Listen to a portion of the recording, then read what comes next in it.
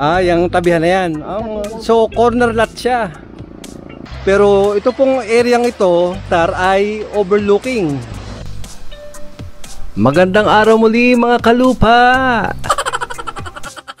Nandito po tayo ngayon sa Kalayaan, Laguna. At ito pong nakikita ninyo ngayon ay ang actual na sukat po nito ay 18,639 square meters. Ito po ay nasa along Barangay Road. Corner lot po ito. Ayan po. So mga 20-15% slope. Yan, pataas po yan. At meron pong konti dito sa ibaba. Ayan. So samahan nyo po ako. At tingnan po natin itong lot for sale na ito. So ito po yung frontage. Sa tansya ko po, more than 50 meters po ito. At ito pong nilalakad namin, ayun, meron po siyang sementado paakyat. So ito po ay corner lot. And ayun, paakyat po doon. At yung pong likod ay ibinebenta rin po yung property na yon. Kaya po ito po ay nasa 1.8 hectares. At ito po ay titled. At ilalagay ko po yung presyo dito sa description. At kung gusto po ninyong makita ito personally, para po ma-appreciate ninyo kung gaano po kaganda ang property ito, ay mangyari lang pong kontakin nyo ako sa aking Viber or WhatsApp para po mag-schedule po tayo ng tripping dito po sa lugar na ito. At kung ito po ay madidevelop ninyo, maipalinis po ito, kitang-kita po yung ibaba, yung pong ating Laguna Lake. Ayan. So dito po ang mga tanim po dito ay mga timberwood. Ano po? So ang sa nakikita ko po, nagtanim po sila ng mahogany at kung ano-ano pong mga puno ang nandun po sa taas.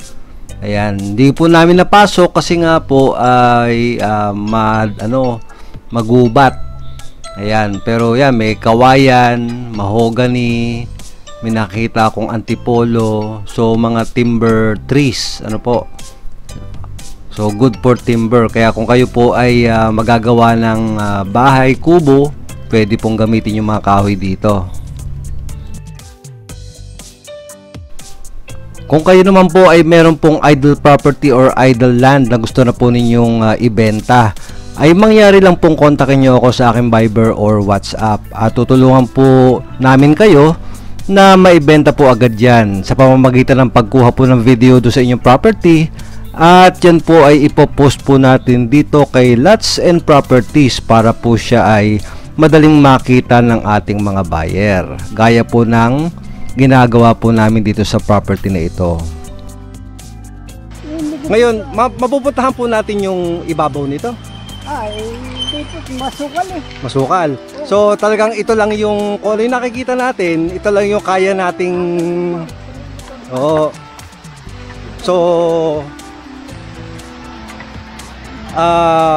dahilig siya.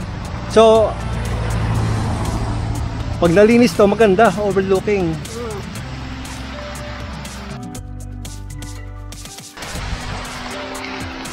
Tapos ito po yung kabila. So ito yung kasada. May kasama dito sa ibaba. May kasamang konti. Ayun. So dito daw po sa babang ito, may kasamang konti. Tapos ayun, ang makikita ninyo yung Laguna Lake. Ayan. So may kasama pong konti dito. Pero naulan na. Mababasa. Ayun, so ito po yung hindi masyado makita, no? Ngayon, ito pong ayan, yung medyo may cloud na yan, yung medyo fog. Yan po yung Laguna Lake. So hindi masyado makita. Pero ito pong areang ito ay overlooking. Ayan, so hanggang doon. Hanggang doon pa yan, doon sa dulo. Tapos ito po paakyat. Ayan, pataas. Ganda, ganda. Ayan nga po. So, facing Laguna Bay po ito. Ayan, ganda. Ayan, so kayo na po ang bahalang mag-develop nito. Kung anong gusto nyo. Kung campsite, kung vacation house. Kung nagustuhan po ninyo ang video, please hit the like button para po sa ikauunlad nitong ating channel.